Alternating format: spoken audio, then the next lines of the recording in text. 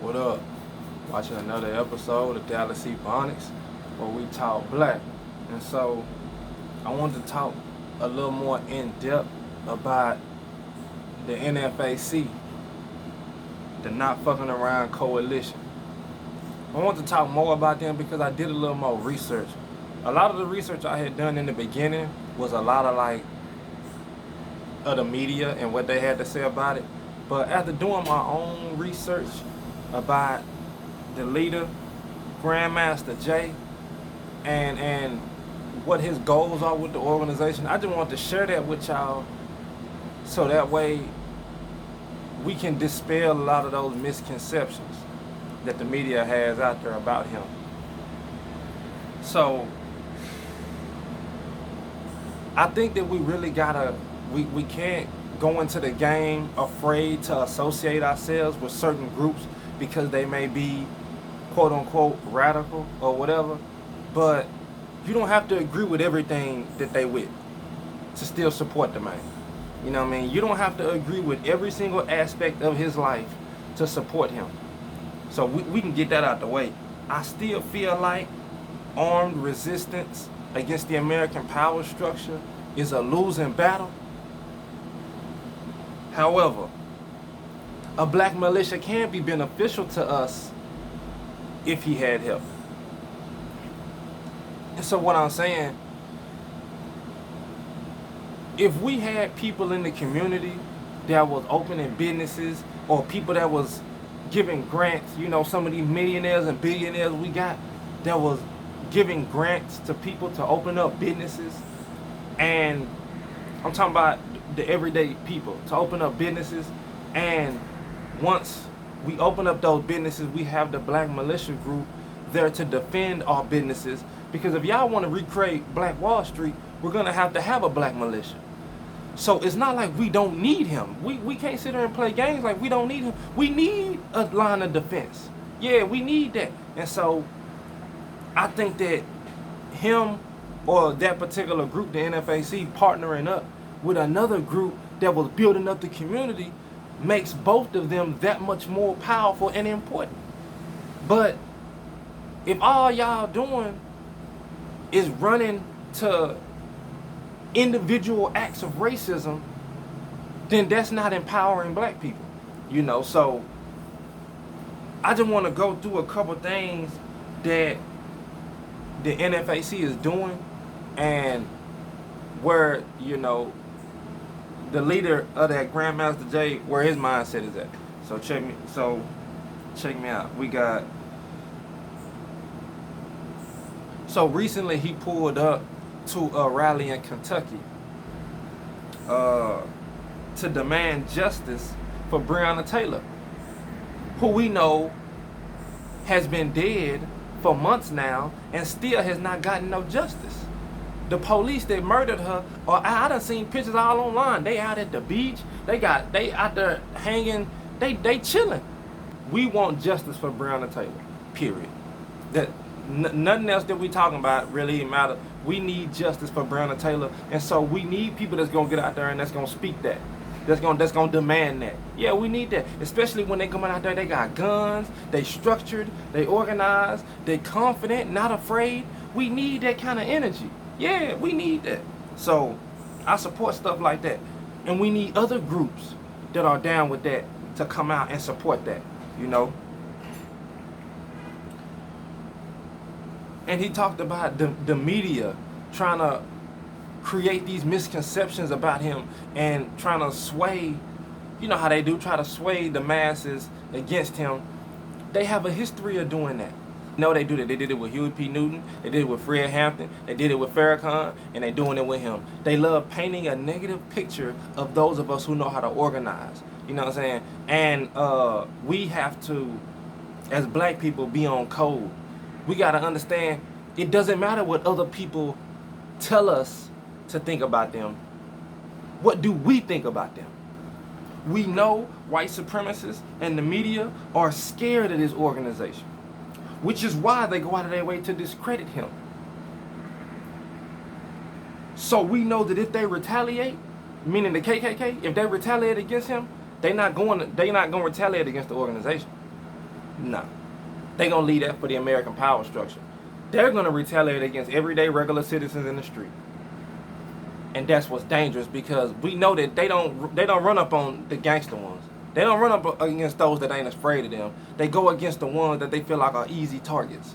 The ones that they feel like they can get away with, that America's not going to care about, that they just going to brush under the rug. Those are those that they want. I feel like we really got to be careful with how we moving forward, because these white folks ain't going to be bucking against the NFAC like that. They going to be bucking against innocent women and children, innocent men in the street, you know what I mean, as retaliation. So we have to be prepared, and I say get on. I keep mine. You know what I'm saying? I ain't got to show it. I keep mine. We got to get on, you know what I mean, and make sure that we prepare to defend ourselves by any means necessary. Okay. I also read that he refuses to take donations. He said a lot of people have tried to donate to his organization, and he refuses to take donations. According to him, he's turned down already at least $2 million. He's already turned down at least $2 million. So that's powerful. We need somebody who we know is going to be in charge of things, that's not persuaded by money. He says he's funding the whole thing himself. That's powerful. You know what I mean? Those are the kind of leaders that we need. But at the same time, I would also say other people that we have that are millionaires and billionaires, some of y'all can back him up as well. You know what I'm saying? Because God forbid if something ever happened to that man, who's going to fund the organization? The financier shouldn't be also on the front line. You know what I'm saying? And he's on the front line. The financier need to be ducked off in the back. So I would like to see other millionaires and billionaires that we got, because we got a whole lot of them. I would like to see some of those men and women, hey, back this man up with a little financial cushion, so that way we can make sure that the organization keeps flowing. Because what happened with Martin Luther King and them, when they killed Martin Luther King, the whole movement died too. We cannot allow them to do that again. You know what I'm saying? We have to have a cushion, so that way if we take a L, if the organization takes a L, the organization can still thrive. Whereas with Martin Luther King, he died and everything died. We can't have that happen again. We can't have that happen again. Okay, so I seen that he's working on community policing. He's in communication with some folks in different cities about community policing. That's powerful. And I had just made another video about that. That's what I'm looking for. You know what I'm saying? So that's cool. Community building, you know, and he even talked about defending against gentrification and certain things that he believes about that. I'm with all that. You know, so those are issues that we have. Community policing could be a good look. You know what I'm saying? For sure, because from what he's saying is that he was the security at Ahmaud Arbery's funeral. And he protected the family and all of them because of where the funeral was at. That's powerful. That's powerful. We need men that's not afraid to do that, you know. And there's a lot of misconceptions about, you know, black men with guns, because they assume that we're going to be inherently violent. But all that comes from racism anyway, because you assume that black people can't be responsible gun owners. We have to be. You see a black man with a gun, you think of gangster, killer, bank robber. For some reason, that's how they think about it. And so he said several times that he wants nothing more than to defend the lives of black people. Says they are very well trained and that they have their own medics to service they group. That's tight. He says he adopted the 10-point program from the Black Panthers, which was the thing that the Black Panthers did, stating different issues of black America.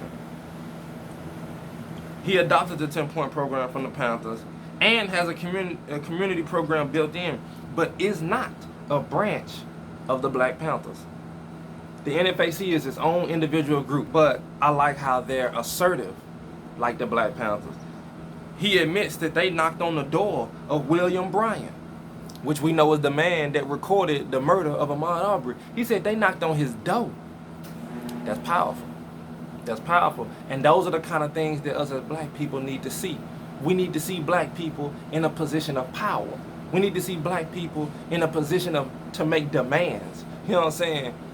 Assertive black men. This is what we need. We haven't seen this in a long time. Unapologetic black men who don't say stuff and then recant their words when the white folks get a problem with it. We need unapologetic black men. I like that. And he says, you know, addressing black on black crime is on his agenda, and he will address that when he addresses that. But I just think that as black people, the best thing we can do, we need to pray for that man. We need to pray for that man because we already know how these folks is.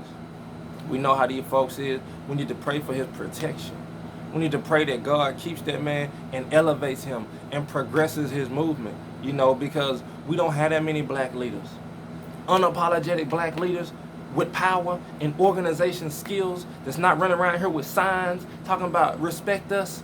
Yeah, those that's out here demanding, we need to pray for those men.